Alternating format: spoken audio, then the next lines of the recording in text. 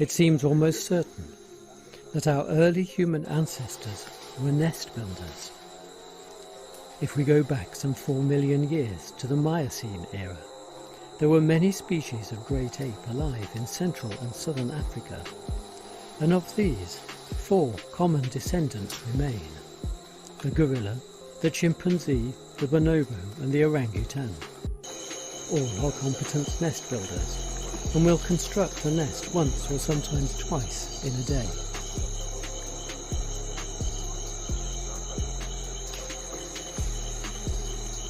From an analysis of abandoned nests, there are clearly 3 layers.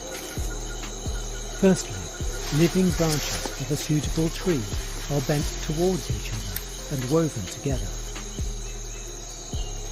Fine twigs are snapped off and used to fill any gaps. Finally, leaves are gathered from the surrounding trees and used to make a lining. Structurally, this is exactly the same system that we have seen in use by several African communities, but only one group could show us how to do this without the use of modern metal tools. Tool use is also a skill that may go back to a common ancestry.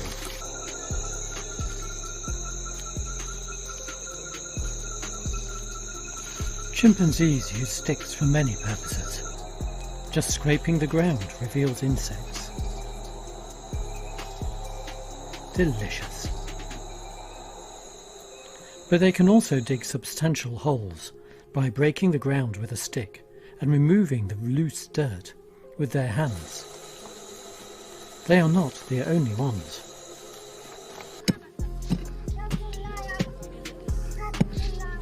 Whether these skills have been handed between the generations for so many years is unknown, but there is no suggestion here that anyone in Africa is any more ape than the rest of the human population. Everyone in this video possesses human intelligence, and most of the people we meet on our journeys have a sensitivity for each other and for our planet that puts the industrialized countries to shame.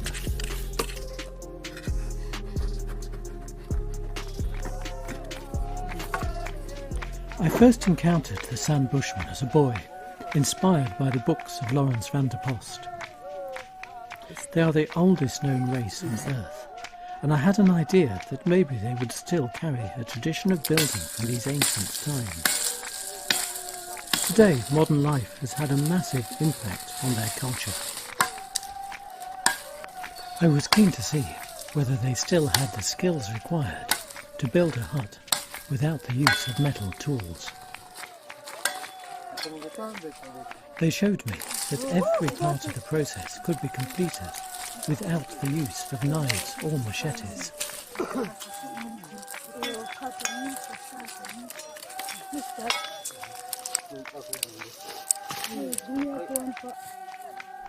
However, they certainly make life a little easier.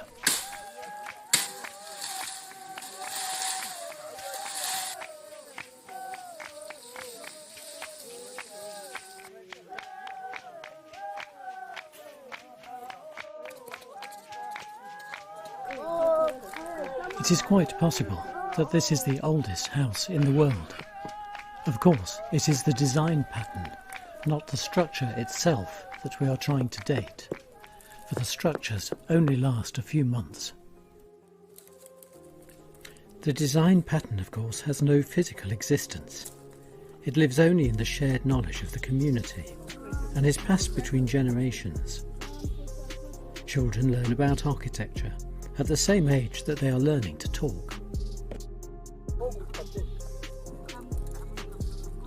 The San huts are built from 3 separate layers: main branches, twigs and leaves. In this case grass, but others can be used. The physical skills are similar to those used for nest building, only developed to a much higher level.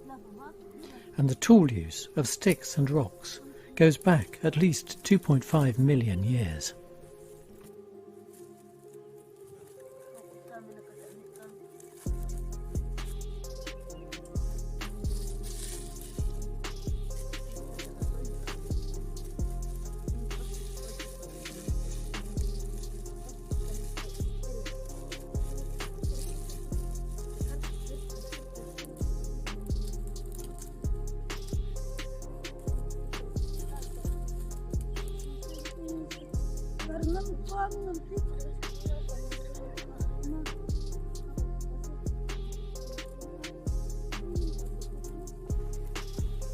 Collecting the grass isn't easy.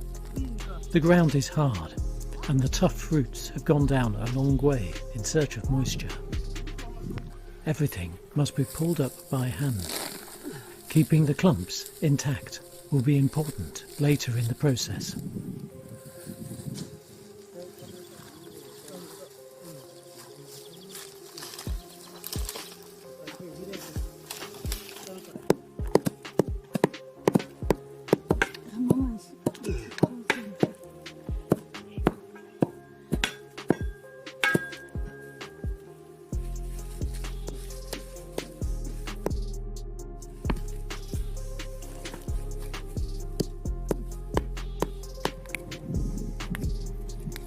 Sansevieria is used by the Bushmen to make rope. Individual leaves are pulled from the plants, beaten with rocks or sticks.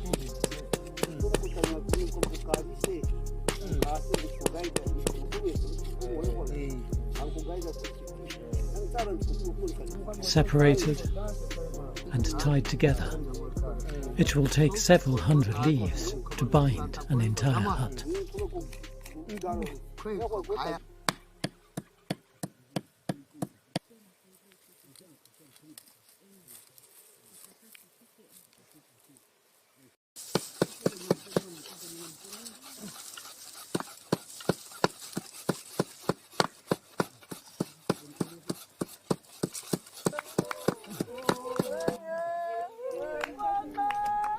The Bushmen have many special and magical songs. This one, the Eland dance, relates to a time when a girl would be placed inside a hut and kept there for a whole 3 weeks. Yeah, but let me explain for this song. This song is our special song. This song is played by only the ladies when a girl is becoming to be a woman. Her first period, we have to hide her in the hut and we dance around with negative.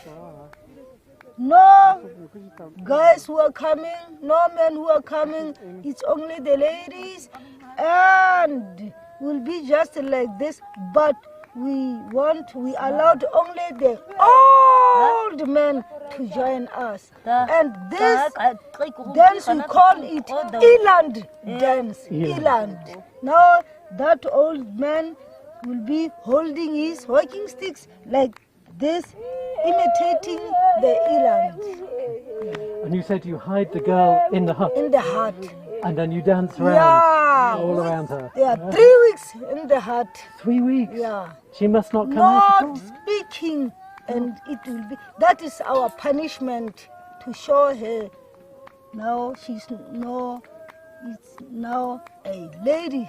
Now she has not to play around with the boys. And when she's coming out, she will be light in color. Now we invite the boys to come, and when we're playing that, she can take the stick,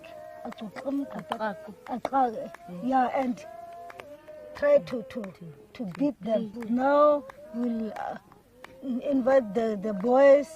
When she's coming out, that will be the special day, which means that the girl is coming out.